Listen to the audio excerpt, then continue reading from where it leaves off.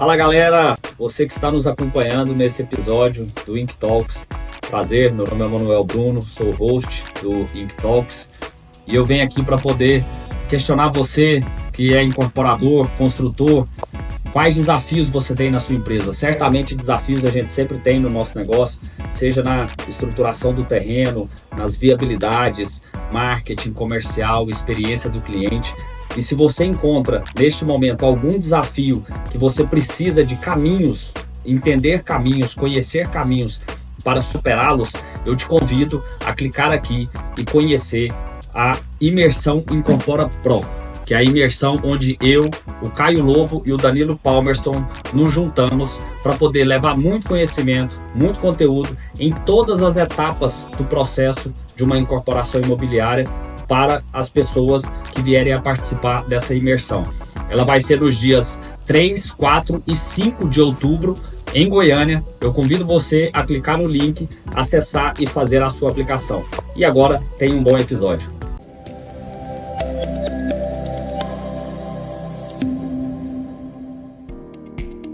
Fala galera, tudo bem? Sejam muito bem-vindos ao 17º episódio do Ink Talks. E hoje eu recebo aqui comigo ele que é sócio fundador da Brain Inteligência Estratégica, tem mais de 25 anos de experiência em consultoria estratégica e desenvolvimento imobiliário, diretor da 2i Brasil e exerceu o cargo de diretor de relações institucionais na ADM, formado em administração de empresas pela USCS e é conhecido por sua liderança e inovação no mercado corporativo. Seja muito bem-vindo, Marcelo Gonçalves.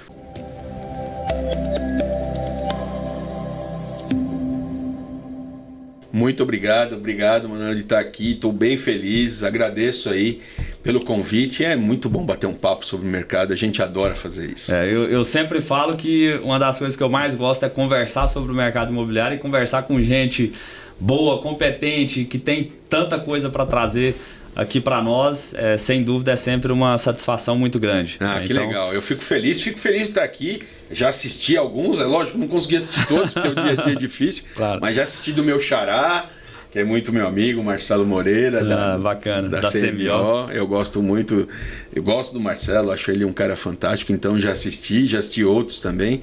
E é o que você falou, o mercado imobiliário pra gente é vida, né? Eu estava comentando hoje ainda que alguns momentos assim que eu venho a Goiânia, eu fico em hotéis diferentes, porque aí eu vou andar mais à noite, assim, eu vou andar para ver os prédios, para dar uma localizada, né? Então isso é muito legal, é aquela coisa do... Quando você está olhando o carro, parece que você só vê o seu carro, né? Então é exatamente isso. Eu tenho uma dinâmica também parecida, cara, que eu gosto, eu corro, né? Gosto de correr na rua. E assim, eu gosto de correr na rua e sempre que eu vou para uma cidade diferente, eu gosto de levar o tênis, levar a roupa de treino para poder correr na cidade, porque essa dinâmica também de ambientação, de ver, de respirar, que acaba sendo muito legal. Nós somos uma geração que tem a felicidade do Google Earth, mas com certeza você está no lugar, passear, isso vai cada vez te fixando mais, né? Cada vez que... Eu falo isso sempre, falo bastante ainda quando eu estou com os meus amigos do desenvolvimento urbano, né? O pessoal da ADU, do Secov, que eu falo o seguinte, quando você realmente já está na cidade, mas você é uma pessoa que vem de vez em quando, você vê o quanto essa cidade cresce. Né? Goiânia, eu venho a Goiânia mais frequentemente de 2000, final de 2016, começo de 2017 para cá. Eu fico impressionado, cara. O que mudou isso aqui... A transformação é gigante. Meu Deus, é gigante, gigante. Eu sou um apaixonado por Curitiba, eu sou um paulistano, mas eu já moro há 14 anos em Curitiba. E eu sempre falo que eu vejo muita semelhança. Também sou apaixonado por Curitiba, gosto muito de lá. E vou para lá semana que vem. Opa, já está convidado, já sabe que a gente tem que se encontrar. E eu acho uma cidade, fora o clima, que tem uma diferença grande, né? Curitiba e Goiânia tem uma qualidade, uma vida muito... Uma vida diferente. Cidades modernas. Isso. Compara muito até com Campinas, no interior de São Paulo. Sim. Que são cidades com características de uma vida urbana diferente, né? Parece que mais agradável. São capitais, tem todos os problemas de capitais, sem sombra de dúvida, mas são diferentes. Se a gente pegar aqui, principalmente quando a gente fala de mercado imobiliário, né, o vertical, essa coisa do vertical de alta liberação, né, de ter, você poder fazer 10, agora poder 7,5, diminuiu bastante, mas ainda é alto.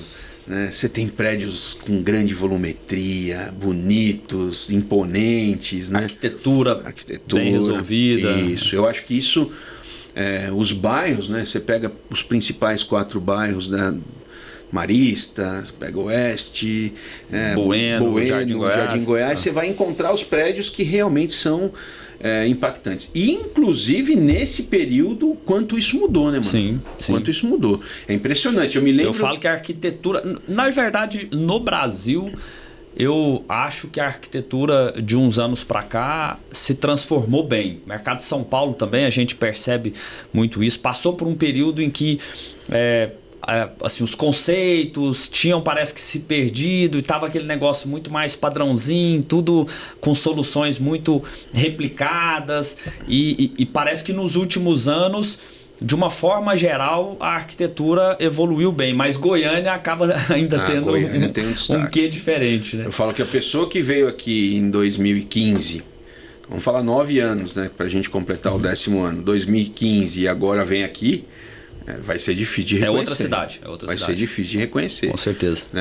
A gente nós trabalhamos com os números daqui, sempre olhando sociodemografia e tudo mais, então a gente já sabe que o crescimento de Goiânia, mesmo tendo diminuído no último censo, né, esse censo de 12 anos, mas ainda é muito maior do que o crescimento nacional. Né? Então, Goiânia aí, a região de maneira geral, ela nos chama a isso, né, a mostrar esse crescimento, olhar esse crescimento, ver o quanto isso demanda do nosso dia a dia. Né? E quando eu olho o mercado imobiliário, então, eu ainda acho que tem uma surpresa maior ainda, que sai da Goiânia para o goianiense ou para o goiano. É a regionalização, né? Se transformar numa capital metropolitana. Né? Capital regional. Regional. Né? Então, isso eu acho muito legal e eu acho que é o que a gente está vendo acontecer. Não, show de bola. Isso aí é só uma pitada daquilo que a gente vai abordar aqui nesse episódio de hoje. Nós vamos falar muita coisa bacana, né? Temas como como fazer uma boa pesquisa, qual que é a visão aí do mercado imobiliário nacional, tendências do nosso segmento, enfim, são coisas que eu quero explorar aqui contigo, mas queria começar ouvindo um pouco da sua história, a história do Marcelo, a história da Brain, como que isso se coincidiu e como que é o histórico da empresa aí hoje. Perfeito. A Brain, ela... até eu falei, não vou corrigir ele, mas eu não sou sócio fundador. Eu sou sócio consultor. Legal. O sócio fundador é o Marcos Catalian. Tá. O Marcão fundou a Brain em 2001. Então já temos aí 2003, desculpa, 21 anos. E eu entrei na Brain como sócio a partir de 2013. Legal. A minha introdução na Brain. A minha experiência de vida era na área de estacionamento. Durante 19 anos eu fiz parte do Grupo Estapar, né, com estacionamentos. E isso me trouxe essa proximidade com o mercado imobiliário. Né?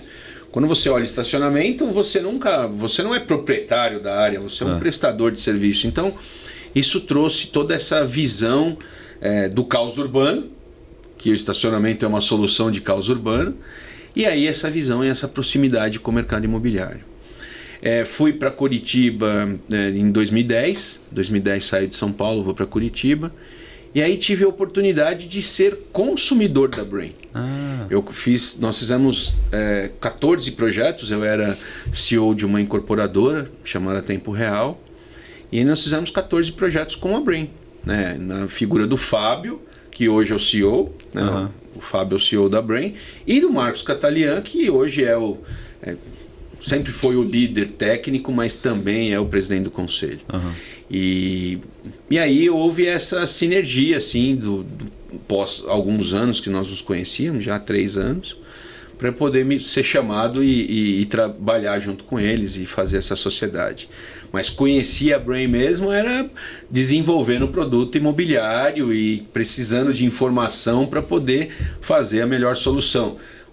2 produtos em Curitiba e os outros 12 produtos na região metropolitana de Curitiba. Se depois de cliente resolveu virar sócio, então é sinal de que... É que eu vi o que estava acontecendo. Gostava do que estava sendo feito. Né? Exatamente. É muito interessante porque na ocasião tinha existido uma compra de land banking, compra de terrenos, mas sem nenhum tipo de vocação. Né? Então é difícil de você desenvolver algo sem você conseguir vocacionar. Então foi aí que eu vi o grande diferencial da Brain. Né? E também vi o quanto é difícil a arte de ser incorporador. Sim. Né? Num país que tem uma movimentação quase que... Eu falo que é quase bipolar, né? A gente acorda de um jeito e vai dormir no outro. Eu adoro a propaganda da Band News que fala de 20 em 20 segundos, tudo pode mudar. E é verdade. Né? Então, ser incorporador, o cara tem que ter um parafuso a menos quase, né? Porque é realmente... Bem desafiador. Muito desafiador. Muito desafiador. É você ver essa mudança, né, de economia em alguns momentos, né? E isso traz uma dificuldade muito grande. Então, na verdade, eu também não gostei muito de ser incorporador mesmo e eu queria voltar para a área de varejo. Sim. Né, que é o que eu sempre fiz. Então, tive a oportunidade, junto com o convite do Fábio e do Marcos, são pessoas que eu admiro demais, né? Realmente são gênios do nosso mercado. E aí fui para o outro lado da mesa. Foi assim que eu acabei virando sócio e estando junto com eles aí já há 11 anos. E como que foi a evolução da empresa nesse período, depois da sua entrada? Porque a Brain cresceu muito nos últimos anos. Muito. É a referência de pesquisa hoje, uma das principais referências, né? Se não a principal, não sei. Eu acho que hoje a gente realmente tem aí atuação nacional já, né? Assim, primeiro semestre desse ano nós tivemos mais de 1.000 participações em algum tipo de divulgação da nossa mídia, né, de maneira geral, desde mídia televisiva até buscando os nossos dados, as nossas informações como base, o que nos traz bastante orgulho, né, desse trabalho. É um trabalho árduo, né, uma empresa com um número grande. Nós temos hoje 138 colaboradores. Né? É uma empresa de prestação de serviço com uma equipe grande, relevante, porque nós fazemos os nossos dados de maneira primária. Né? Algumas coisas apenas que pegamos de maneira secundária de outras bases. Mas, por exemplo, o mercado nosso aqui, né? O goianiense e goiano das 20 cidades, Goiânia mais 19 da região metropolitana, a gente mapeia, monitora de maneira primária, vem equipe para cá para fazer isso. Isso até que eu queria que você explicasse, porque acaba que às vezes tem ouvinte que não está familiarizado, né? Não está acostumado com essa questão de contratação de pesquisa, que é até um dos pontos que eu quero abordar aqui. Explica essa diferença do conceito daquilo que é dado primário com o secundário. Perfeito. Quando a gente pega de maneira geral, para você ter informação do mercado primário, o mercado, eu vou falar de mercado primário, é aquele mercado que está na mão do incorporador. Tá? Isso primeiro é uma definição. Quando a gente fala de coleta de dados primária, é quando você que vai tratar os dados faz essa coleta. Tá? Então vamos imaginar o seguinte, eu posso pegar os dados e as informações de comercialização através das plataformas de venda. Esse seria um mercado secundário. Sim. Eu vou lá, não só o mercado secundário, como dados secundários. Eu vou lá e pego esses dados. Nós não, a gente faz um mapeamento físico e também um monitoramento através da equipe. Né? A gente tem uma equipe grande, hoje deve ser mais de 45 pessoas. Eu falo deve ser mais porque toda vez que eu chego em Curitiba já tem mais gente.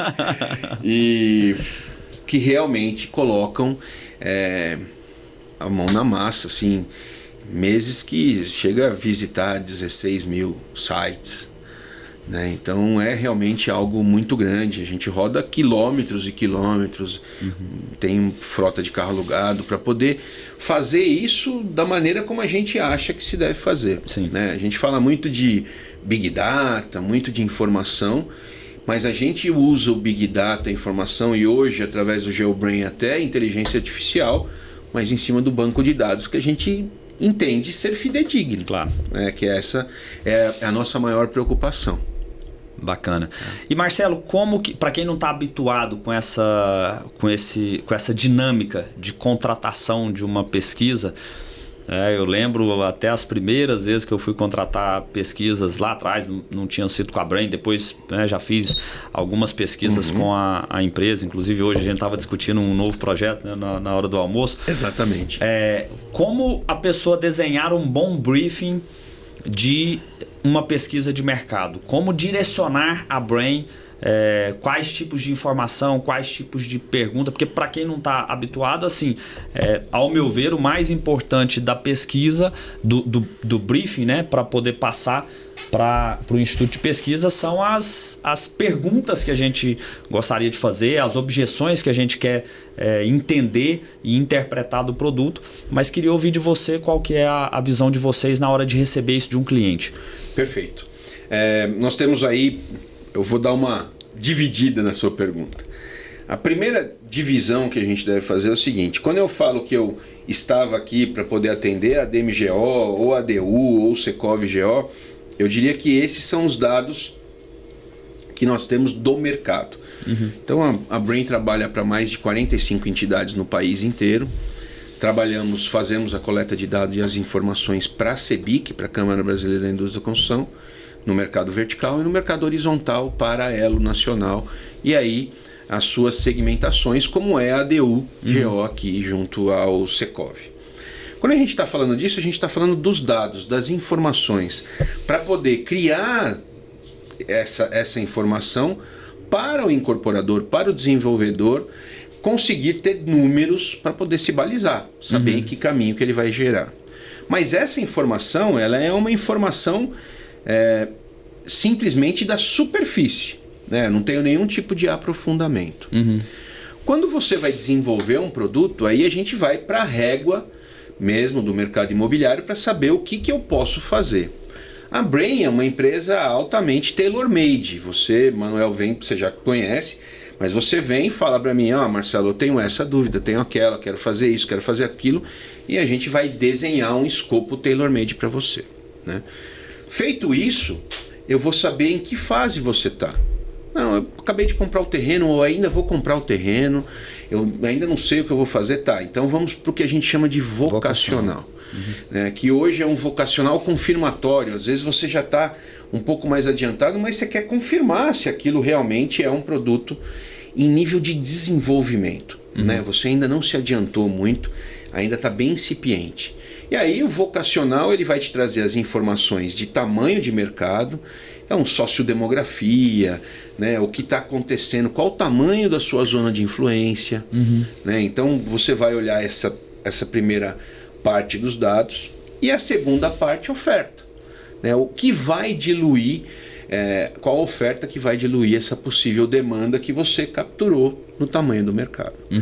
Então, o grande diferencial da Brain é isso, né? Você capta dado, transforma em informação, e esse dado é meu, transformo na informação, e aí vou te dar uma recomendação. Né? Vou fazer a partir dali uma recomendação do que a gente olhou dos dados e viu das informações, a melhor maneira de você poder desenvolver o seu produto, que está inicial. Né? Então, por isso que a gente chama de vocacional, que é você vocacionar. De maneira geral, você incorporador e o arquiteto já tem as suas premissas. Sim. Né? Já tem o que você pretende, né? O arquiteto já sabe o potencial da área, e a gente vem trazer uma primeira informação em nível mercadológico para poder encaixar com as suas premissas o que o arquiteto diz em nível de potencial, e nós mercadologicamente para poder juntar e desenvolver um bom produto. A gente até brinca em alguns momentos, fala que é o briefing para o arquiteto. Né? Eu estou fazendo um briefing para o arquiteto poder desenvolver. Então você tem a primeira parte dessa régua. Aí depois a gente tem as pesquisas na qual você vai envolver um público que pode ser o seu comprador. Tem o perfil, a persona para ser o seu comprador, né? Então, a gente pode fazer uma pesquisa quantitativa. A pesquisa quantitativa, nós na Brain acreditamos muito que o único modelo, por enquanto, ainda é o melhor modelo de você entrevistar as pessoas. Né? Então, fazer uma amostragem presencial. Amostragem relativa ao universo, você pega aquele universo, vê o tamanho, faz um cálculo estatístico e vê uma amostragem.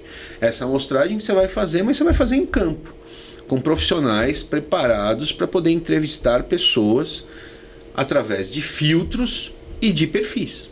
Né? Então, vou fazer um empreendimento no Marista que custa 3 milhões. Poxa, eu não sei se vai dar para pesquisa quant, pode ser que tenha que ir para Quali, né? Que tem um outro, vou explicar também como é que é a maneira, mas é mais difícil de você encontrar essa renda, né, no parque ou na porta do shopping para te responder. O Brasil é um país inseguro, então você tem uma maior dificuldade, mas você vai para o modelo qualitativo. Mas a Quant, quando você pega essa pessoa, você vai entrevistar ela com um tablet, mostrar para ela um book. As pessoas são visuais. Né? Nós somos do mercado. Mesmo que seja de referência. Às vezes, mas como que eu vou mostrar o book se eu ainda estou numa fase que eu não tenho as informações? Usa a imagem de referência de algum produto que você queira direcionar naquela linha. É isso aí. Só que tem que ser próximo do que você está imaginando, porque senão você tem um desvio padrão depois que você mostrou, o cara topou e você vai vender para ele um outro produto.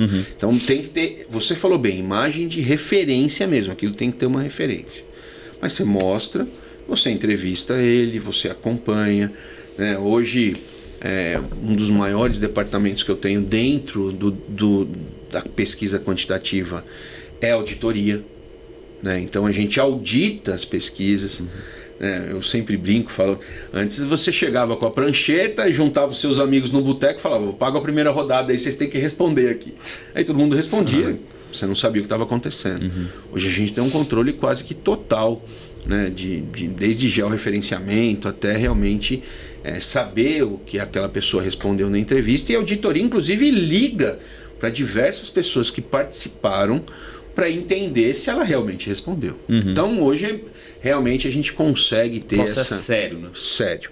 E aí a pesquisa quantitativa com números matemáticos, né, de estatística, você consegue falar sobre as porcentagens. Né? Ela é uma pesquisa, por exemplo, que vai te trazer a intenção de compra. Então a Brain, por exemplo, durante o período da pandemia, depois dos primeiros 3 meses, a gente começou a fazer, nós patrocinamos isso, trimestralmente uma pesquisa de intenção de compra com amostra nacional. Por quê? Porque a gente queria saber o que ia acontecer no mercado. Esperávamos uma guerra, então nós precisávamos de informação. Então, desde lá, trimestralmente, a gente tem uma pesquisa. Agora, em julho, a gente fez a divulgação da pesquisa que foi finalizada em junho. E essa pesquisa, ela vai mostrando a intenção de compra. Então, hoje, de 2020 para cá, eu tenho uma curva de intenção de compra. Então, por exemplo, nós vivemos um momento de intenção de compra alta, mais de 45%, perto de entre 46% e 48%. Se pegarmos o Centro-Oeste, essa curva é mais alta ainda. Né? Aqui vocês têm uma intenção de compra maior. E quando a gente fala em intenção de compra de mais de 50%, tem gente que me questiona, fala, você está me falando que metade, né, do Brasil quer comprar imóvel? É exatamente tão isso. Tão simples quanto isso. Lógico, eu tô separando, né? Não vou falar com a criança, nem com o jovem. Pessoas na característica de quem compra imóvel. No momento de perfil, o brasileiro é patrimonialista e fala em comprar imóvel. Seja o primeiro imóvel, seja o upgrade, seja o downgrade qualificado, que é algo que a gente tem visto, né? Que é casado, 3 filhos, os filhos cresceram, um está estudando fora, o outro casou e a outra vai casar. Ele vai ficar sozinho. Né? Às vezes tem uma casa muito grande ou um apartamento, faz um downgrade, vai para algo menor, mais moderno, mais bem localizado, que ele se sinta mais seguro. Ele nem precisa vender aquele imóvel para comprar outro. Né? Isso a gente vê acontecer. Então, esse público, ele quer comprar. Né? Quem vai fazer a transição demográfica quer sair do aluguel, casar, sair da casa dos pais, mais ainda, é a realização do sonho da casa própria. Né? Mas você tem o upgrade, o investimento. Hoje a gente tem níveis de investimento muito interessantes no nosso mercado. Isso eu falei para você da pesquisa quantitativa, que vai te trazer esses números de intenção, vai te trazer os números de aceitação, a gente vai ver a aderência ao produto, né? A gente vai ver tabela de preço, preço espontâneo, nós vamos ver elasticidade do preço. Então tudo isso vai montar um número de informações que vai dar para eu te entregar junto com a minha recomendação. Finalizando com um funil. Quantas pessoas tem ali? Né? Quantas querem comprar? Quantas falaram para mim que tem certeza que querem comprar? E quem falou que tem quase certeza? Né? Então tem diferença, não é um sim ou não. Né? A gente vai fazer uma tabela Liquid que vai falar desde o certamente compraria, possivelmente compraria, não tenho certeza, possivelmente não compraria e certamente não compraria. Então aí você vai trabalhar com isso. E vai te dar o número, por exemplo, naquela zona de influência, o número de unidades que naquele perfil vai ter um consumo por ano. Ah, Marcelo, mas aí quando você faz, você vai me falar quantas unidades eu vou vender do meu empreendimento? Não, vou falar da região. Se tiver concorrentes, vai ter uma diluição dessa demanda. Claro. Mas é isso que é interessante para você poder conhecer. Então essa é a quantitativa. Quando a gente precisa ter mais informação e até no desenvolvimento do produto, você tem a pesquisa qualitativa. Ela se chama pesquisa qualitativa em profundidade. Não é por menos, é que você vai cada vez tentar saber mais informação que a pessoa vai te passar para você poder transmitir para o seu cliente. Vai mais no detalhe. Mais no detalhe. É diferente, você agenda horário, né? É uma relação diferente com esse entrevistado, né? E a gente acaba usando muito mais ainda no alto padrão, para você poder encontrar aquela pessoa com a renda dentro do perfil que você precisa para poder fazer a análise do seu produto. Show. E Marcelo, você comentou aí sobre essa questão da praticamente metade da população brasileira com intenção de compra de um imóvel. Muitas vezes a gente vê aí questões com relação a nova geração, qual que é a cabeça da nova geração com relação a imóvel, não quer comprar imóvel. Qual que é a leitura de vocês e o que os dados mostram? Porque o achismo a gente vê, opinião muita gente dá, mas o que os dados mostram com relação à intenção de compra da geração mais jovem hoje no país? Que legal você falar disso, Manuel. Até vou te enviar, depois você coloca um link lá, a pessoa pode abrir, né, entrar no nosso site. Vamos lá, subir com certeza. Porque a gente tem essa última pesquisa, né, agora desse trimestre, a gente já vem fazendo há algum tempo, mas em alguns momentos a gente faz o recorte geracional. Então eu consigo te falar quanto a geração ainda está comprando, né? Ou intenção de compra, o que ela deseja, qual é o produto que ela deseja, né? Isso até separado por capitais e interior, né? Região, capitais e interior. O que eu posso te dizer é o seguinte: a gente tem uma geração alfa que ainda não está perto do nosso mercado e essa geração já tem um outro comportamento, né? E você tem uma geração que era a geração milênio, e essa geração milênio, eu dei uma pulada na geração Z, mas porque eu queria falar um pouco da milênio. E a milênio, ela foi em algum momento, ela se transformou meio que num bicho-papão do mercado imobiliário, né? Os milênios não compram imóvel, os milênios eles querem uma vida mais de experimentação, então não querem mais flexível. E também, já que eles queriam experimentar, viajar, aproveitar, eles não tinham poupança para comprar, né? Então isso foi o que aconteceu. O que se verificou com isso é que o mercado se adequou, porque se ele não comprava, ele alugava, né? O papel do investidor está aí para poder suprir, né, essa necessidade. Exatamente.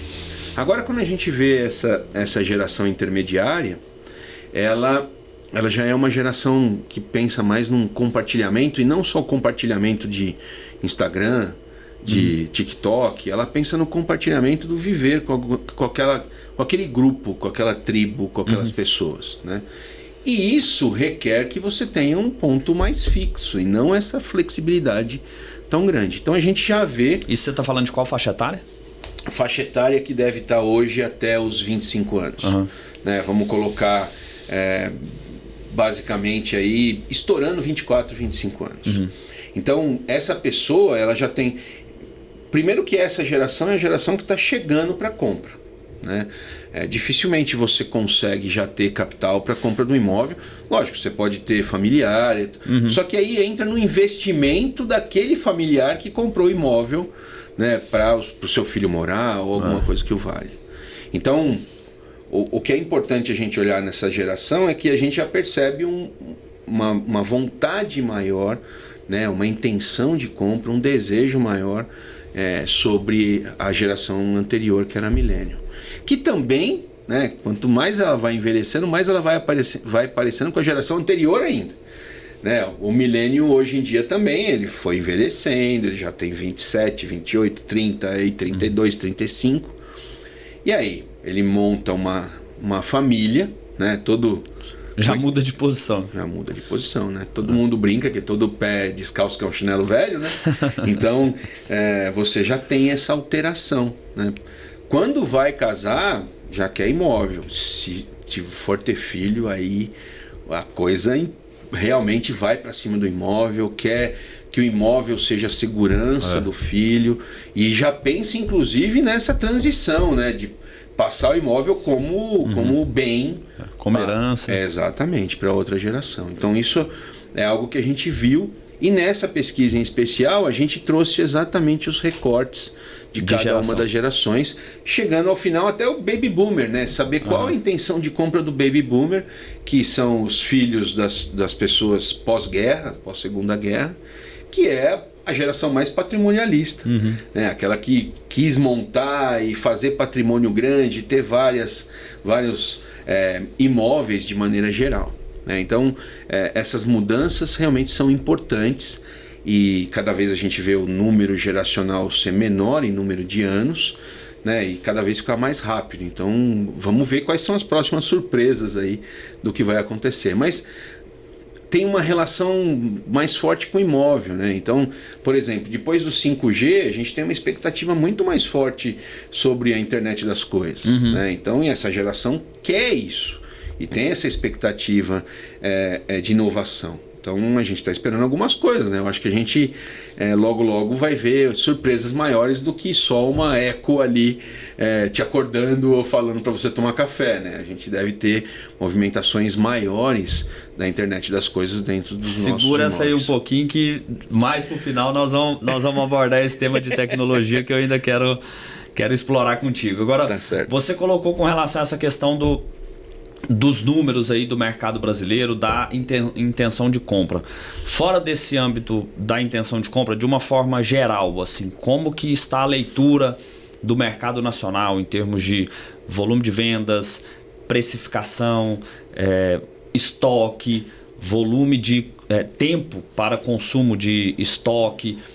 Isso está equilibrado, não está? Qual que é a leitura da Brain com relação a isso? Quando a gente olha o mercado, a gente olha o mercado nacional inteiro, né? É lógico que ele tem todo o seu regionalismo, porque são mercados diferentes, com populações diferentes, quantidades populacionais diferentes e rendas diferentes. Sim. Né? Então, você tem sempre essa discrepância se a gente fosse falar do mercado.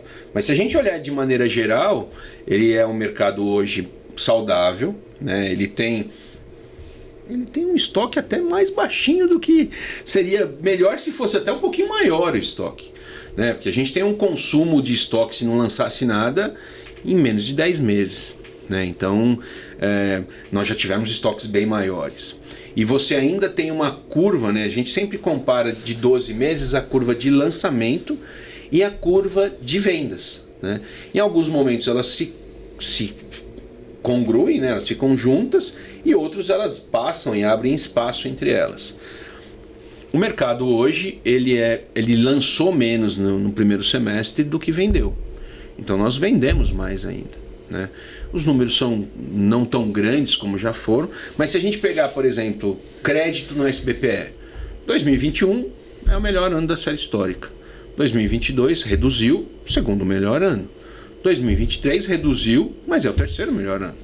Então, a gente olhar o ano de 2024 parecido um pouquinho melhor do que 23, nos dá uma tranquilidade, né, de que o mercado realmente está estável, com a quantidade de unidades baixa, né, não tem tanta unidade assim, mas tem esse regionalismo, né? Você pega São Paulo, você pega Goiânia, né, você vai pegar uma parte do litoral norte de Santa Catarina, se você pegar ali desde de Balneário Pissarras, mas você pode juntar um pouco mais, pegar Itajaí, Balneário Camboriú, Itapema e Porto Belo, é um mercado sui generis, né? De mais de 10 bi, né? Esse primeiro semestre, só nesse primeiro semestre, 7,7 bi. Então ele deve ser maior do que a gente já conheceu, né? Então realmente é algo que você tem as suas diferenças. Se a gente está falando em São Paulo, que em 2018 vendia 35 mil unidades, se a gente pegar os últimos 12 meses, São Paulo vendeu 100 mil unidades. 100 mil unidades. 3 vezes maior, né, do que 2018, que está aqui. Acabou de acontecer.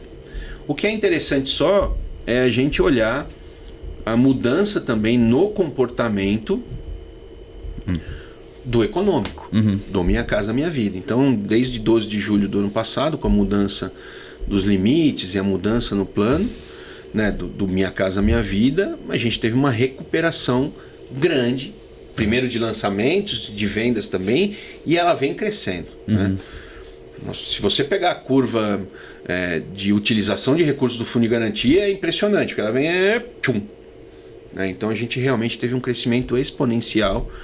Primeiro de lançamento, porque o lançamento estava sendo represado, não dava viabilidade, demorou. Quando houve a liberação, o pessoal lançou muito, mas está vendendo. Então isso inclusive puxa essa melhora do primeiro semestre, puxa o Minha Casa Minha Vida. O que é importante, porque nós chegamos a ter números de os demais segmentos que nós chamamos o econômico, mais os demais segmentos. O econômico chegou a ser 30% ali, e ele já foi 50 e poucos, já quase 55% de todo o mercado. Hoje já está bem pertinho dos 48 já, então nós estamos voltando, nós estamos retomando. Né? Então separa lá, o econômico e o MAP, que é o médio e alto padrão. Basicamente metade. Metade, e você tem isso na divisão de público. Né? Então o que eu estou falando disso é assim, você vai pegar São Paulo com as 100 mil unidades, São Paulo com 140 milhões de reais vendidos por dia, né? E você vai pegar outras cidades com essa movimentação, como por exemplo, a movimentação de Goiânia, né, que a gente viu aí no primeiro semestre também um crescimento no vertical, no horizontal também, mas foi mais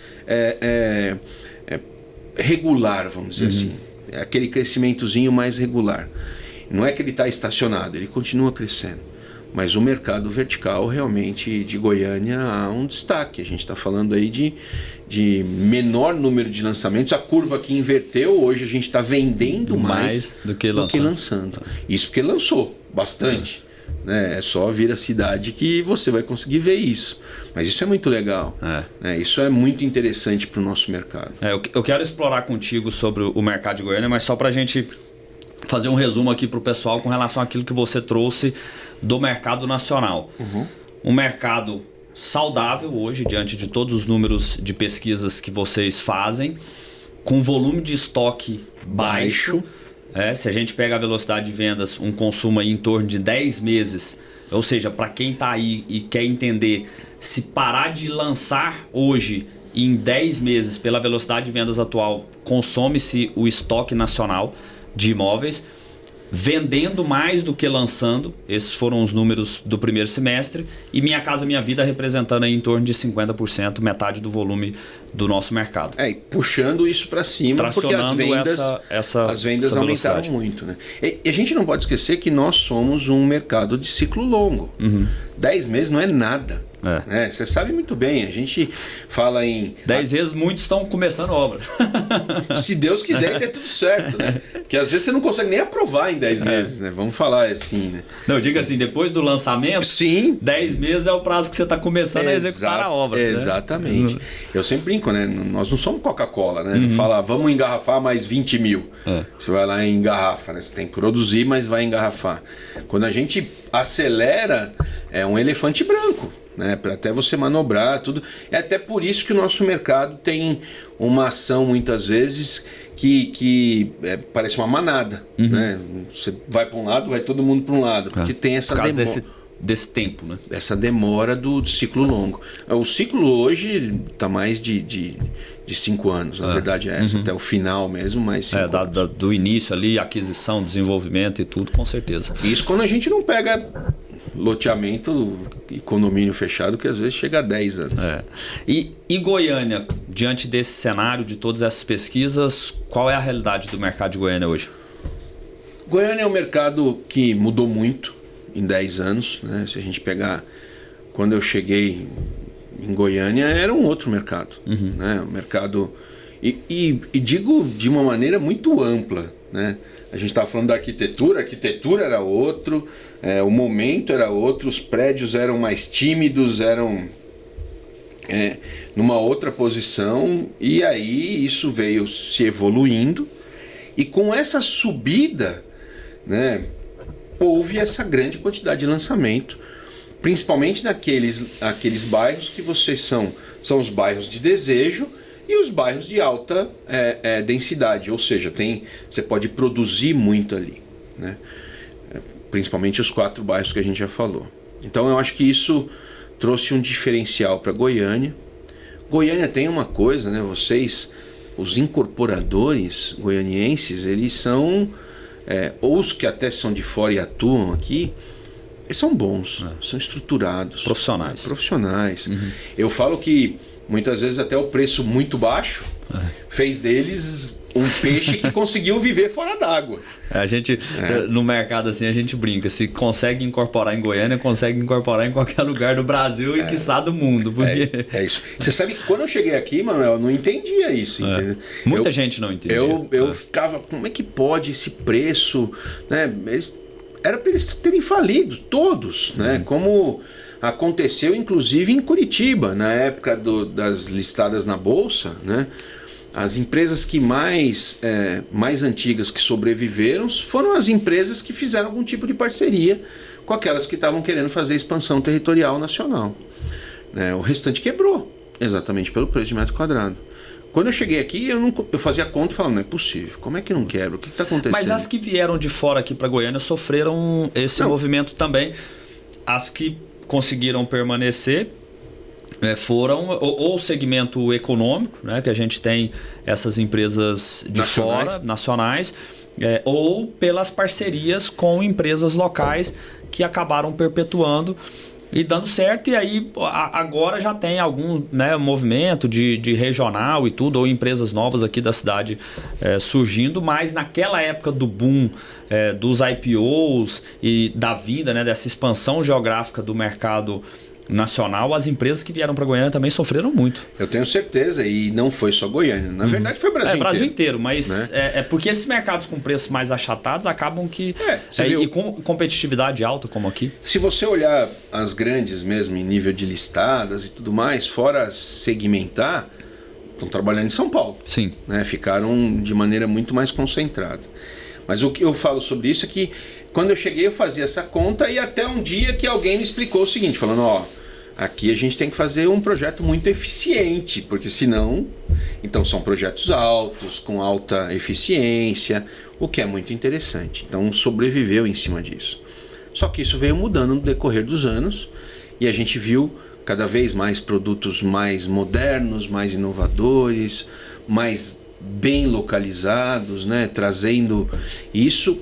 E, na minha opinião, junto, para e passo com isso, a mudança do posicionamento da cidade de Goiânia, né? De capital de Goiás, mas nessa transformação, nessa capital regional. Né? A gente hoje fala que é basicamente a capital do centro-norte do país. Assim, é muito consumo aqui em Goiânia, até pelo nível de serviço, toda a infraestrutura, qualidade de vida, segurança, custo de vida. Então, tudo isso atrai muito o olhar de outras regiões para cá. Né? Você vê o segmento educacional, isso acontece. Educacional muito forte, hospitalar, médico forte, lazer muito forte, gastronomia hoje está muito forte, consumo de luxo cresceu demais nos últimos anos.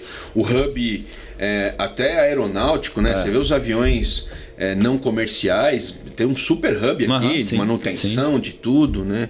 Então, é lógico que você tem tudo isso orbitando na grande força que é a agroindústria. Né? Então, isso realmente é muito interessante e a gente viu essa mudança. Eu estou te falando isso por quê? Porque às vezes as pessoas olham, nosso preço subiu, a quantidade de lançamentos parece um canteiro de obra a cidade. É verdade, onde você vai você vê muito. Só que ele também quebrou esse paradigma da demanda, de não ser só a demanda local para uma demanda regional. Né? Então isso trouxe uma oportunidade de fortalecer o mercado. E hoje é um mercado forte, um mercado estável, né? Um mercado que já não tem mais esse risco do preço muito baixo.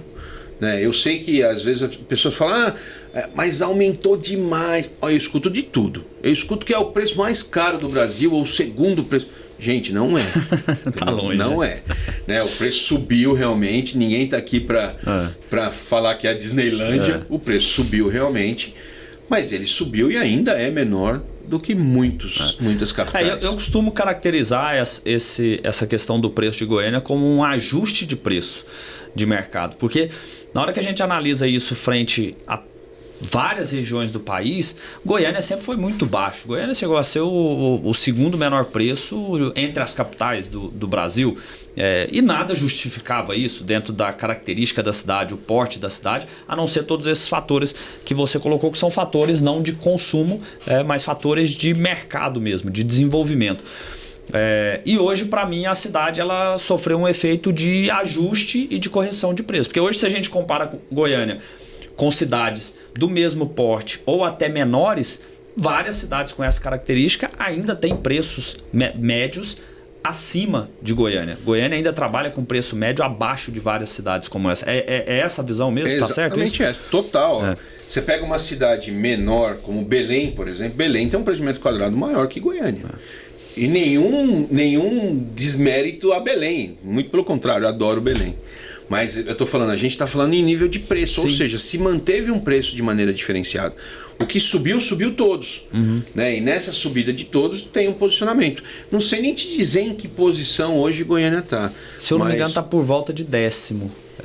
Então, para você ter uma ideia quando a gente está falando disso. Só que também não há só um aumento de preço. Há uma mudança de qualidade. Sim. Né? Então acho que isso é importante a gente olhar de uma maneira geral. Mesmo quando você olha o horizontal, vocês têm regiões muito bonitas. Né? Então você pega a saída do autódromo aqui. O lugar é maravilhoso, são condomínios horizontais, condomínios fechados divinos, que com uma qualidade de vida descomunal. E pouquíssimas cidades do tamanho de Goiânia têm condomínios horizontais tão próximos da cidade, praticamente dentro da cidade. Perfeitamente. A gente até falou sobre isso quando a gente fala da capital e da região metropolitana, o quanto cresceu a região metropolitana em nível de deslocamento para a região metropolitana, saindo para o horizontal. Né? Então, Curitiba mesmo, você pega os condomínios horizontais ali, não são no miolo da cidade. De jeito nenhum. Você tem os bairros, principalmente Santa Felicidade, São Brás, são os bairros que têm os condomínios fechados. Alphaville, por exemplo, já está lá em Pinhais, né? Ali na... E você sabe que agora tem um novo Alphaville que está sendo feito, que é na direção para Campo Largo. Né? Uma região de manancial, uma área muito legal. Assim, Alphaville está dando... realmente desenvolveu algo produto de aprovação de 12 anos, um negócio maluco, mas eles estão lá com sucesso numa outra região, fora o de Pinhais, que já tem pelo menos 3 alfas, tem o campo de golfe, tem tudo ali. E é exatamente isso que você falou. Então, quando você não acha o produto e você quer o produto, ou quando a gente fala quer, às vezes tem uma limitação de renda, tem uma limitação do eu posso. Claro. Né? Então isso tudo vai se mudando. Eu sei que isso é impactado para o goianiense, por exemplo, que estava acostumado. Mas isso não é diferente do que nós passamos lá antes com as listadas, quando o Brasil vendia metro quadrado de área total. Uhum. Quantos metros tem? Tem 300 metros. Aí chegou o pessoal em São Paulo, começou a fazer apartamento de 70 metros, aí tinha uma área social de 130 metros para aquela unidade, e ele falava que ele estava vendendo 200 metros. Né? 70 mais 130, 200 metros. E era mentira, ele estava vendendo 70. Então aí se começou a área privativa. Mas quanto tempo demorou? Nós passamos, sei lá, 15 anos até todo mundo falar, não, o negócio é a área privativa, é o que você vende. Então eu acho que isso é um processo de amadurecimento, é um processo normal. E fora isso, esse mercado equalizado e que cresce e que também sobe de preço, faz com que o negócio fique bom. Sim. Né? Então, quando a gente fala em nível de business, que a pessoa compra e tem uma valorização no seu imóvel, isso é muito interessante. Naturalmente atrai mais dinheiro, atrai mais investimento. Perfeito. Né? Aquele que olha e fala, poxa, eu vou morar melhor, eu vou morar com mais qualidade, eu vou morar num lugar mais bonito e ainda vou ganhar dinheiro. Sim. Né? Então, isso realmente é algo que muda no decorrer dos anos. E porque as pessoas têm a ideia sempre do teto, né? Onde é o teto? Qual é o teto? E isso você não coloca, não é igual criança que você mede, aí você coloca ali o risco de tamanho dela, depois ela cresce e você coloca de novo. Isso vai se desenvolvendo, mas não há. Se a gente olhar o... Eu acho que não tem teto, né? Assim, bem da verdade é essa. Isso aí. E se você olhar o mercado das curvas de lançamento e vendas, a gente vê o quanto ele está equilibrado. E assim, o que eu digo que não tem teto, não é obviamente que o mercado vai estar sempre bom ou sempre crescente. Mas num movimento mesmo que de crescimento, estagnação ou às vezes até recessão, ele sempre vai voltar a crescer e essa curva sempre vai ultrapassar o teto anterior. Isso é o que a gente... E é verdade. Porque é um produto escasso. Assim, o mercado imobiliário sempre é um produto... O Marista é o Marista e vai continuar sendo o Marista, Bueno, Jardim Goiás, Oeste. Então, assim, as pessoas que vão continuar desejando morar nessas regiões vão ter menos áreas, menos oferta, menos produto, e é natural que isso reflita em aumento de preço. Mano, é legal você falar disso, né? Porque é exatamente os dois vértices que levam a pessoa a sair do horizontal para o vertical. Nós somos um país horizontal, a gente tem um tamanho continental e apenas 10,7% dos nossos domicílios são verticais. É pouco. Se você for avaliar que quase 90% dos domicílios são horizontais, é pouco. É lógico que você vai ter locais com uma diferença nisso. Mas você pega São Paulo, 28,3% é vertical. E eu olho São Paulo, eu sou paulistano da Vila Mariana, e você olha aquela monstruosidade lá, você fala, caramba, parece que só tem prédio. Mas 70% moram em casa. Né? Então, essas cidades como Goiânia, como Curitiba, né, que são cidades que têm uma verticalização boa, mas ainda moram em casa. Mas o que faz a pessoa sair, se ela gosta de casa, para o vertical? São dois motivos básicos. O primeiro, preço relativo à escassez. Eu posso morar numa casa no Marista? Posso, mas vai ser caro. Né? Porque você pode verticalizar, não vai ser caro. E segurança. Né? Então você tem os grandes centros, problema maior de segurança, é muito mais seguro você morar num prédio com mais gente do que numa casa, no Marista, por exemplo, grande, que vai ficar totalmente exposta. Então, esses são os motivos básicos. E aí você vai tendo essa conjunção do mercado horizontal e do mercado vertical. Goiânia tem um movimento pendular bem interessante, é isso, né? As pessoas saem do condomínio fechado, vão para o vertical, depois saem do vertical, vão para o condomínio fechado. Tem um movimento pendular. De acordo com a fase de vida, vai vivendo esse movimento, né? Exatamente, isso é interessante, né? Os filhos, né? A rotina e tudo mais. E aí, o caos urbano vai causando isso também, né? Pô, eu pego muito trânsito para levar meu filho na escola, então será que eu não tenho uma outra oportunidade de outro lado? Então, isso vai fazendo a movimentação da cidade, como a gente viu aí nos últimos anos. Quando eu cheguei aqui, tinha um monte de hoje viaduto e rotatória enorme na cidade que não tinha, né? E que hoje foi desenvolvida e mesmo assim tem trânsito. Mesmo assim, a cidade com trânsito, como todas as outras capitais. Assim, eu sempre falo isso, assim, eu sou meio crítico do trânsito, até da própria engenharia de trânsito de Goiânia, que eu acho que muita coisa poderia ser melhor, principalmente na hora que a gente compara com outras cidades. Mas a gente tem que entender também que, por outro lado, nós temos uma cidade com 1,5 milhão de habitantes, uma região metropolitana com basicamente 2,5 milhões, com 90 anos de idade. Então, é meio natural que nessa velocidade de crescimento as coisas se acomodem, tendo em vista ser Brasil também, as coisas se acomodem num tempo mais lento, né, assim, frente a essa velocidade de crescimento. Concordo com você, mas você vê, o Brasil inteiro reduziu o crescimento, né? Nós tínhamos um crescimento de 1,2% ao ano, então nós crescíamos aí uma quantidade de mais de 2 milhões de habitantes, né? Chegamos a ser 213 milhões de habitantes. Aí depois do novo censo, voltamos para 203. Sumiu 10 milhões de habitantes. É que a gente não cresceu como se tinha expectativa. Um censo de 12 anos, né? E aí a gente hoje tem 0,52 crescimento. Então, um pouco mais de 1 milhão de novos brasileiros nascem ao ano. E isso é importante, né? Sem sombra de dúvida, mas aqui 3 vezes mais. O que a gente está falando é que a região já foi mais ainda. Você pega a cidade, você pega Senador Canedo, que, por exemplo, se transformou num hub de condomínios e de loteamento, chegou a crescer 9% ao ano. Né? Algo... No último censo, acho que foi a cidade que mais cresceu. Mais cresceu. É uma das cidades do Brasil que mais cresceu. Exatamente por isso, né? Essa transição. Então, o que eu vejo de potencial é o que me deixa mais tranquilo em nível de tamanho de mercado, né? Não tem hoje nada que nos demonstre qualquer coisa de um sinal amarelo, né?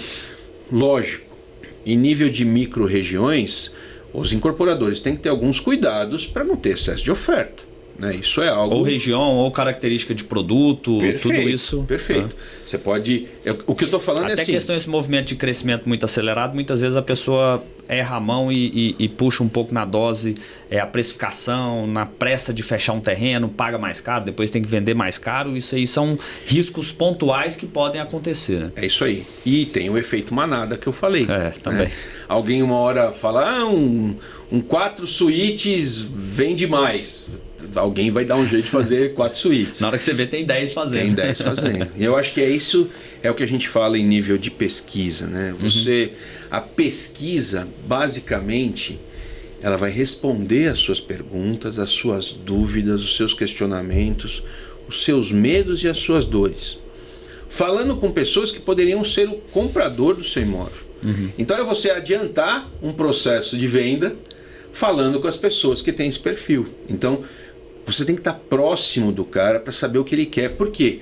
Se as gerações mudaram de maneira mais rápida, a informação é muito rápida. Nós tivemos algo que descontrolou a linha vermelha do marketing, por exemplo, que foi a pandemia. Sim. Né? E ela não se equilibrou ainda. Não, agora eu quero casa, depois eu quero apartamento, eu quero casa grande e eu quero 2 quartos, sabe? Nós ainda não chegamos no equilíbrio. Então, isso é muito importante para a gente poder ver esses novos produtos, né? Os produtos que a gente vê, poxa, tem um conceito, vamos testar o conceito, vamos ver como é que ele se encaixa, porque aí entra a elasticidade de preço. Porque você não está aumentando, é aquilo que eu falei, o preço de Goiânia não aumentou porque eu quero. Hoje eu resolvi que vai aumentar. Nós tivemos um aumento brutal de insumos, né, durante a pandemia, chegamos a meses, acho que mais de um ano, com o INCC, que é a nossa inflação setorial, ser o dobro da inflação de verdade. Então, para saber o impacto disso. Então, esse aumento, ele vem com a melhoria da qualidade. Né? Ele traz o desejo. Né? Eu estou comprando algo melhor, né? Tem um elevador diferente, tenho, né? E aqui sempre tem uma... Rooftop, que... Rooftop hoje aqui pega, que é um negócio... e é maravilhoso, né? Quem já teve a oportunidade, por exemplo, de ir no Orion, ir lá naquele rooftop do Orion, pelo amor de Deus, aquilo é encantador de você ver. Eu já tive a oportunidade de ir de dia e de noite, parecem dois lugares diferentes e é maravilhoso. Ponto turístico hoje, né? E com certeza tem que ser, porque vale a pena, é um lugar fantástico. Então, para a gente fechar aqui esse ponto de Goiânia, a visão de vocês, o mercado, apesar de toda essa transformação que sofreu nos últimos anos com aumento de preço, aumento de volume de vendas, no ano passado o terceiro maior mercado do Brasil, ainda continua um mercado saudável, ressalvada as necessidades de cuidado em questões pontuais como excesso de oferta numa determinada região ou efeito manada, né, uma oferta grande de um determinado produto. Fora isso, é um mercado que numericamente, diante de todas as pesquisas, está convivendo aí de forma saudável. Saudável e equilibrada. A gente tem visto isso. Até mesmo essa curva que pode não se perpetuar, de estar vendendo mais do que lançando, mas essa curva é salutar, ela dá um tempo maior. Vamos imaginar um cenário que vai reduzir as vendas. Opa, eu estava lançando menos, então você equilibra através do seu estoque, da sua oferta final. Então acho que a oferta final é importante a gente olhar. Tem vários fatores que a gente olha, isso é uma realidade, a gente vai olhando. Mas não dá para você simplesmente, num país que no segundo semestre a gente tinha uma expectativa de já ter um juros melhor ao nosso mutuário, e agora já estão falando de aumentar a taxa Selic. Então é isso que a gente estava falando, toda a variabilidade, né? Essa parte bipolar que acaba impactando, não tem como, né? Você tá, a água sempre vai seguir o seu caminho, mas você joga uma pedra ali, ela vai ter que mudar de rota, né? Então eu não tenho dúvida que o mercado hoje é um mercado diferenciado, bonito de ver, né? Gente, eu convido vocês a virem a Goiânia. Quem é daqui, olha para cima, olha os prédios que vocês têm. Realmente é algo... Tem que valorizar mais, né, Marcelo? Muitas vezes a gente tem aquele efeito de criticar demais e de a síndrome do vira-lata, né? de não valorizar aquilo que a gente tem dentro de casa, mas eu falo muito porque eu até vivenciei e por vezes ainda vivencio a experiência de trazer pessoas de fora de outros mercados aqui para Goiânia. Hoje, pela Domi, tenho negócios no Mato Grosso, tenho negócios na Bahia. Na minha época de executivo, trouxe pessoas de São Paulo, trouxe de outras regiões para visitarem aqui Goiânia, e todo mundo fica impressionado com o nível do nosso mercado, e muitas vezes a gente que está aqui internamente acaba não valorizando o valor do mercado imobiliário que a gente tem. Perfeito. E até te digo mais, né? Se a gente olhar no último ano, como o Brasil olhou para Goiânia. A verdade é essa. A gente viu várias reportagens sobre o mercado imobiliário. Sim. Hoje ganha destaque nacional. Destaque nacional. Mas o que eu acho interessante é a gente realmente valorizar essa qualidade, né? Essa coisa do parque, né? De toda essa parte de desenvolvimento, de como cresce. É lógico que a gente queria mais, né? Sem sombra de dúvida. Eu tenho um desejo muito grande que Goiânia, inclusive, consiga aumentar a renda, né? A renda dos domicílios, porque isso vai melhorar muito a vida do goianiense, do goiano de maneira geral. Mas isso tem políticas públicas envolvidas, tem várias outras variáveis que são possíveis para poder acontecer. E o mercado imobiliário, ele em diversos segmentos você vê isso acontecendo, mesmo no econômico, né, no segmento que é o mais médio ali, até 700 mil, né, como nos grandes. Só que aí nos grandes você tem aquela vantagem de olhar e o prédio ser mais bonito, né? Fazer o quê? Essa é uma realidade, tem que ter alguma vantagem. Tem margem para isso. Né? E Marcelo, a gente ficou de falar sobre o ponto, né, que eu até falei contigo, segura aí, questão de tecnologias, inovações. O que vocês e você aí visualiza de possibilidades, para onde se direciona o mercado em termos desse aspecto de inovação? Eu acho que a inovação no nosso mercado, eu gosto. Quando eu falo de inovação, toda vez que eu falo de inovação no mercado imobiliário, alguém fala, mas nossa indústria é 1.0. Eu não concordo. Né? Eu acho que a gente pode trazer isso não para a indústria, mas a gente pode trazer isso por uma modalidade de construção, um modelo de construção, a nossa mão de obra, e não falando mal da mão de obra, até o acesso à mão de obra, que deixou durante muitos anos a gente fazer tijolo em cima de tijolo, por mais difícil que seja colocar um tijolo em cima de um tijolo. Então eu acho que o mercado imobiliário, ele de 1.0, ele não tem nada. É um mercado hoje estável, que passou por grandes dificuldades, inclusive dificuldades de uma Encol que nasceu aqui, né? Então, que aprendeu. Nós temos alienação fiduciária hoje que dá total garantia, né? Então, se eu sou um comprador que tenho um conhecimento, eu pergunto para alguém e eu chego lá e tem a chancela de um banco numa obra, que é um lançamento, poxa, eu estou garantido aqui, né? Não vou ter problema, não vão sumir nem nada. É por isso que a incorporação, o modelo de incorporadora e desse vínculo até de financiamento, seja ele ao incorporador através do plano empresário ou de outro modo, como ao mutuário, dá uma tranquilidade, porque tem um respaldo através da alienação fiduciária, que eu acho algo muito importante. Então, o nosso desenvolvimento não é de sair da indústria 1.0 para a indústria 4.0. A gente tem segmentos dentro da nossa indústria que realmente poderiam ser diferentes, poderiam ser mais sustentáveis, poderiam ser mais rápidos, mais limpos, mais fáceis. Mas isso aí com o passar do tempo. Mas nós gostamos muito de tijolo, porque nós somos patrimonialistas. Então o patrimonialista passa de uma geração para outra que, olha, o tijolo não é mais tijolo. Né? A gente pode fazer de steel frame. Começa a falar o drywall, o steel frame. Tem que doutrinar para o que o cara fale. Né? Em São Paulo, a gente teve aprendendo um pouco sobre madeira engenheirada, por exemplo, de lugares fazendo obras de 40 pavimentos, até mais. Um negócio que é meio inconcebível, né? De você pensar. Então, eu acho que a gente tem sim uma evolução em nível do nosso mercado. A gente tem uma evolução muito grande de inovação em nível de produto. Porque tem muita gente que fala para mim, mas esses compactos são muito pequenos, é impossível a pessoa... Eu escuto isso direto. Eu falo, quanto mudou a sua vida? Né? Você não tem idade para isso, Manuel, mas a gente convidava a família para mudar a televisão de 29 polegadas a tubo, porque ela pesava 70 quilos. Você tinha que fazer um churrasco no final de semana para falar, eu vou mudar a TV, vocês vêm me ajudar aqui? Hoje não, uma TV de 32 polegadas pesa 7 quilos. Então, essas mudanças, o bidê, né? Tem uma geração inteira que já não sabe mais o que é bidê. Então, realmente, você tem unidades menores, né? Essas unidades mais compactas, elas te trazem para uma área de convívio. Então, tem térreos melhores, com mais áreas sociais. Então, essa evolução vem acontecendo.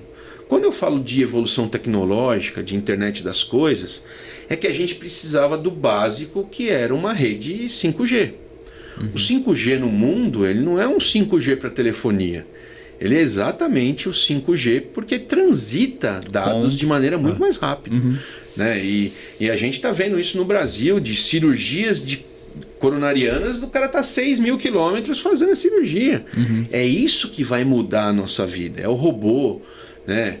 é a inteligência artificial, são esses diversos fatores que são as evoluções que você só percebe depois que acontece. Sim. Né? Internet. Quando comecei a ver a internet, eu sou uma geração que viu a internet nascer. Viral, piro, fazendo uma barulheira desgraçada, não mandava nenhuma foto, era um horror. Mas era um negócio absurdo. Né? Eu me lembro bem de um sócio meu, um grande amigo, um mentor, que é o Hélio Cerqueira Júnior, e uma vez ele estava contando para mim como é que foi quando ele comprou um fax. Né? O irmão dele estava lá, eles trouxeram dos Estados Unidos um fax no Rio de Janeiro, um em São Paulo, eles usavam telex. Parecia uma coisa do capeta, você pegava uma carta e punha no negócio e saía lá no Rio de Janeiro. É evolução. Né? Então, eu acho que sim, a gente está cada vez mais rápido e a gente vai ver essa evolução na internet das coisas acontecer dentro dos apartamentos, dentro das nossas casas. Então, eu gosto de falar nisso porque eu olho Goiânia e falo o seguinte: poxa, eu comecei a vir mais aqui 2016 para 2017. Eu tô em 24 e mudou tanta coisa, gente. Tá ali, ó. Né? Vamos pegar 2017. São 7 anos. É muito pouco tempo, Manuel, para uma evolução tão grande. Então, eu acho que esse é o principal mote, né? Subiu de preço? Subiu, mas subiu a qualidade. Né?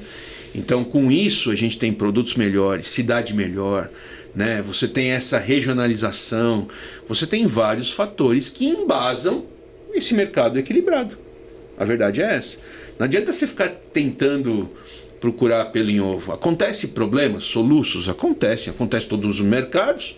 Por que não ia acontecer com o nosso? Mas não é isso que a gente está vendo. E a gente teve uma sorte descomunal. Durante a pandemia, vários mercados ficaram muito ruins e o nosso passou super bem. Sim. Então, além de tudo, nós estamos com o sarrafo alto, né? Essa que é uma verdade, a gente está com o sarrafo alto. E como o incorporador fazer, além de, obviamente, contratar a Brain quando for o caso, mas como o incorporador tem que fazer para poder dar conta de acompanhar todas essas tendências e todos esses movimentos do mercado? Eu acho que a primeira necessidade dele é o cliente. Né? Então, saber o mercado que você atua, saber a complexidade de você conhecer o seu possível cliente hoje. Né? A gente fazia empreendimento há 30 anos atrás que tinham 3 personas, né? Perfil de pessoa que vai comprar aquilo. Então, casal com filho, casal com 2 filhos, era muito mais fácil. Hoje tem empreendimento que a gente encontra 18 pessoas. Né? Então você tem uma complexidade maior, uma necessidade de mixologia diferente. Você tem toda essa complexidade. De abordagem, comunicação, posicionamento, tudo. E o que muda, Manuel? Rapidamente. Né? Então, qual é o Orkut da vez? Né? Vou mostrar a minha idade aqui. O Orkut da vez. O Orkut era um negócio, sumiu. Né? Então, quantas vezes a gente ouviu isso e viu isso acontecer com uma Xerox da vida, né? As empresas que faziam carburador, né, da injeção. Então, eu acho que tudo isso é um processo, mas o que eu recomendo aos meus parceiros, aos meus clientes e amigos, é que esteja mais próximo do seu cliente. Defina essas personas, defina isso e esteja mais próximo, escute. Porque você pode ter feito tudo durante 40 anos e ter dado certo, mas a era da informação chegou, a informação é muito rápida, muda de maneira muito rápida e você pode ter um erro naquele momento que vai realmente dificultar a sua vida. Então, escute, se antecipe e escute aquela pessoa, traga as suas necessidades, anseios, desejos, para que você consiga realmente preparar, desenvolver um produto que seja aquele produto que, na visão do incorporador, esteja com a melhor engrenagem possível em nível de velocidade de vendas e margem, né? Para você poder se sustentar. E a gente não ter surpresas, soluços, mudanças tributárias, nada que nos assuste e nos deixe abalados aí dentro do nosso mercado. Show. Ô Marcelo, para a gente caminhar aqui pro final, cases de sucesso ou de repente de situações aí que vocês viveram ao longo, né, de toda essa história, essa experiência de vocês, que você acha interessante aí abordar, e como que foi a situação, como que a Brain se envolveu no processo, enfim. Nós temos vários, né? E é muito legal você falar nisso, porque esse ano é o 3º ano que a gente faz um anuário. O anuário é um anuário para os nossos clientes, né? Aqueles que tiveram algum impacto também na parte de comercialização, né? Foram bem de forma comerciais, mas foram projetos complexos, difíceis, né? Difíceis que eu digo de nível de complexidade, não que o projeto em si é difícil, mas da complexidade. Então a gente é o 3º ano que a gente faz um anuário. Volto a dizer também, vou mandar para você aqui, você pode mandar para o seu público, porque ele é digital. A gente traz próximo de 50 projetos que tiveram algum destaque. Né? E aí nós mostramos esses projetos, mostramos o que aconteceu em nível de sucesso e trazemos vocês, incorporadores, para poder falar para a gente o que aconteceu, o que a Brain te ajudou nesse processo para você ter esse conhecimento para poder fazer isso. Então é muito legal. Eu acho que esses são cases que todo ano a gente monta e traz para poder mostrar, ratificar um trabalho bem feito, mas para poder mostrar o que aconteceu. Mas a gente fez trabalhos de todo tipo, de todos os segmentos, né? A gente, desde o mais econômico até o altíssimo luxo, que às vezes a gente nem entende direito, mas é um segmento encantador e é apaixonante. Depois que o bichinho morde, é difícil. É difícil. Então, legal, nós vamos depois colocar o link aí para a galera poder acessar e vasculhar aí bastante caso interessante de sucesso aí de vocês. Com certeza. Marcelo, a gente tem uma parte final aqui do episódio que a gente chama de sprint imobiliário, que é onde é um bate-bola, perguntas e respostas, jogo rápido, que eu queria repassar aqui contigo. Sim. Mercado imobiliário precisa de? Renda. O que mudaria no setor se tivesse um superpoder? Acho que aumentaria a renda. Eu sei que eu estou repetitivo, mas gente, renda é tudo. A gente conseguir fazer um país melhor, mais forte, e que as pessoas não tenham uma defasagem de renda tão grande assim, e aí capacidade de compra, capacidade de consumo, né? A gente fica falando de taxa Selic, a gente fala de um monte de coisa. Eu queria estar falando de todo mundo ganhando melhor, comprando mais, o país produzindo, e fazer a roda girar. Né? Então, eu sempre digo que essa é uma necessidade básica nossa. O que você diria para o Marcelo de 20 anos atrás? Invista mais no mercado imobiliário. Boa dica. Boa dica. Eu ouvi essa de um outro xará seu, que você comentou aqui do Marcelo Moreira. Eu ouvi essa do Marcelo Borges. Ele também falou a mesma coisa. Teria investido mais, comprado mais lote. É isso aí. Eu infelizmente, né, ou felizmente, a gente tem uma premissa. Qual é o melhor dia para comprar imóvel? Hoje. Sim. Porque amanhã pode estar mais caro, pode não ser. E ontem já foi.